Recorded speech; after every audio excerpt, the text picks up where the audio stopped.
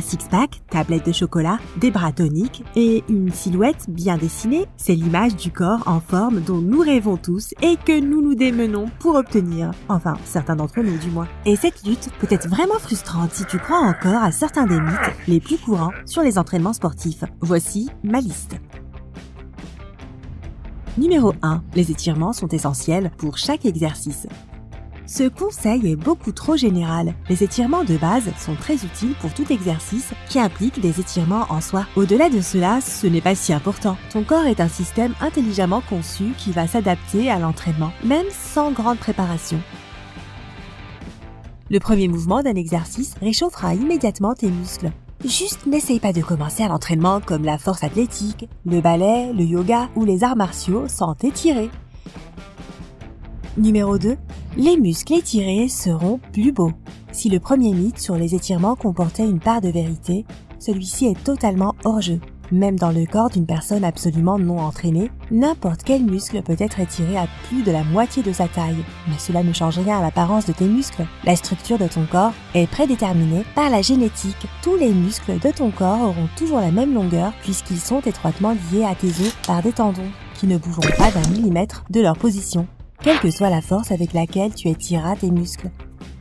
Numéro 3. Tu peux étirer les tendons pour qu'ils deviennent plus souples. La flexibilité est davantage liée à tes muscles qu'à tes tendons et à tes nerfs. Le truc, c'est que nous fléchissons un muscle pour en étirer un autre et le détendre. Ils travaillent toujours dans les systèmes de groupes musculaires différents. Pour devenir plus flexible, il suffit d'entraîner le travail collectif de ces groupes. Les seules choses qui doivent être étirées sont ce qu'on appelle les ligaments, un faisceau de tissu fibreux qui relie les os entre eux. Ce tissu est légèrement élastique et peut être étiré si tes muscles sont suffisamment forts pour éviter tout éventuel traumatisme.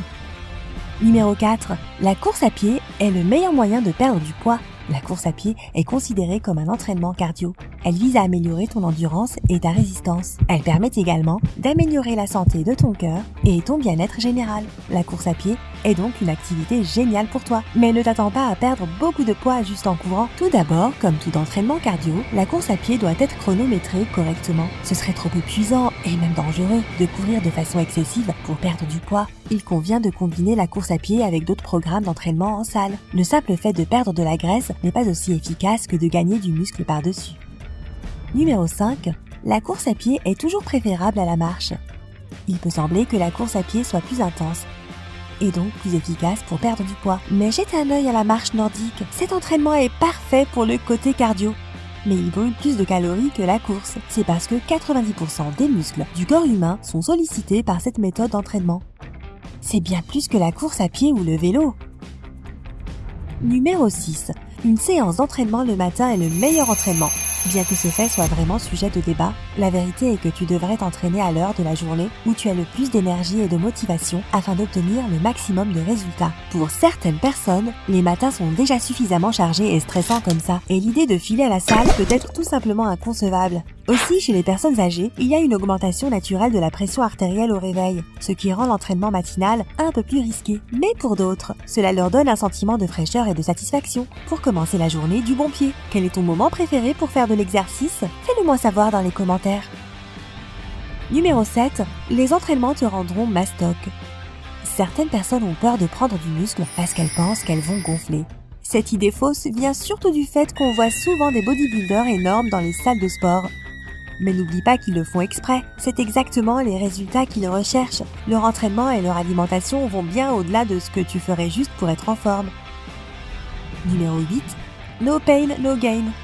Il faut souffrir pour être beau. Aussi appelé, le meilleur entraînement est celui dont tu ressors en rampant. Nous ressentons une douleur due à un traumatisme microscopique dans nos muscles. Et c'est le signe que tes muscles deviendront plus forts une fois qu'ils auront récupéré. Mais voici la raison même pour laquelle ce mythe peut être mal compris. Il faut toujours récupérer en premier lieu. Ce n'est qu'à ce moment-là que tu pourras continuer à t'entraîner sans te faire de mal.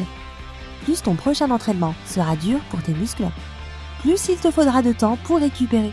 L'entraînement, comme tout le reste dans la vie, exige un équilibre sain. Numéro 9. Plus tu travailles dur, meilleur est le résultat. Ce n'est pas seulement l'entraînement qui t'aidera à te mettre en forme. Ce qui est encore plus important ici, c'est ton alimentation. Notre corps brûle d'abord toutes les calories disponibles et ce n'est qu'ensuite qu'il commence à brûler les graisses. Cela signifie que chaque calorie que tu absorbes doit être brûlé en son temps. Il est beaucoup plus efficace de manger intelligemment et de faire du sport régulièrement que de manger tout ce que l'on veut et de faire de l'exercice comme un fou pour essayer de tout dépenser. Numéro 10. Plus tu soulèves de poids, plus tu gagnes de muscles. En réalité, il n'est pas nécessaire de soulever quelque chose que tu peux à peine tenir dans tes mains. En fait, cela fera plus de mal que de bien. La clé se trouve dans une autre méthode entièrement différente. Les répétitions. Divise ton entraînement en plusieurs sessions avec un nombre modéré de répétitions. Et tu verras par toi-même que cela te donnera de bien meilleurs résultats avec moins de fatigue et moins de douleur. Numéro 11. Les redressements sont le top pour perdre de la graisse abdominale. La vérité est que tu ne peux pas cibler la graisse que tu vas perdre quand tu fais de l'exercice. C'est tout simplement impossible. Bien sûr, tu perdras du poids si tu fais des redressements dans le cadre de ton entraînement et ton corps gagnera en force, mais tu ne peux pas te concentrer uniquement sur les abdos. Pendant que tu les fais, une seule partie de tes muscles est sollicitée. Plus tu travailles de muscles, plus tu brûles de calories. Et même si tout ce que tu souhaites, ce sont des tablettes de chocolat en guise d'abdos, les redressements ne sont qu'une partie de l'entraînement qu'il te faudrait réaliser. Numéro 12. Tu as besoin de compléments alimentaires pour commencer à t'entraîner. Ne te méprends pas. Ils peuvent être d'une grande aide, mais ne sont pas indispensables. J'ai entendu des gens dire qu'ils ne pouvaient pas aller à la salle parce qu'ils n'avaient pas acheté les suppléments nutritionnels nécessaires. En réalité, ces nutriments ne sont qu'un soutien supplémentaire pour un corps qui dépense beaucoup d'énergie pendant un entraînement intense. En plus de cela, tous les suppléments ne conviennent pas à tout le monde. Il est toujours conseillé de consulter un entraîneur car seule une personne expérimentée peut sélectionner les bons composants qui te donneront les effets escomptés. Numéro 13. Mange en plus petite quantité, mais plus fréquemment pour perdre du poids. La question n'est pas de savoir combien et à quelle fréquence tu manges. Il s'agit de ce que tu manges. Toutes les calories ne sont pas faites de la même façon. Notre corps transforme facilement certains produits et utilise immédiatement les calories qu'ils contiennent. D'autres types de nutriments ne sont pas du tout utilisés, mais sont économisés sous forme de graisse. Ce mythe n'est donc juste que si on parle de grignoter une pomme ou un concombre de temps en temps. N'oublie pas non plus que brûler plus de 20% de toutes les calories entrantes n'est pas productif, car notre corps a besoin du reste pour pouvoir assumer l'entraînement. Numéro 14. Note toujours ce que tu manges. Je sais, cela contredit un peu le point précédent, mais écoute-moi bien. Lorsque tu te prives constamment et que tu comptes chaque calorie que tu manges, c'est trop de stress pour une seule personne. Ne sois pas dur avec toi-même, car le stress ne t'aidera pas du tout dans ton processus de remise en forme. Cela ralentira énormément le travail en bousillant ton métabolisme. La clé principale de la combustion des calories.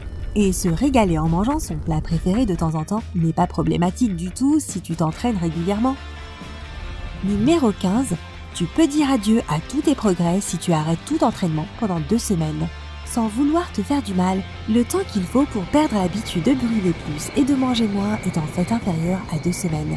En plus, tu commenceras à avoir l'impression d'avoir moins d'énergie et tu voudras probablement manger plus que d'habitude. Il est tout à fait naturel que nous ayons des réserves de nutriments et notre corps fera tout pour nous donner envie d'en acquérir davantage.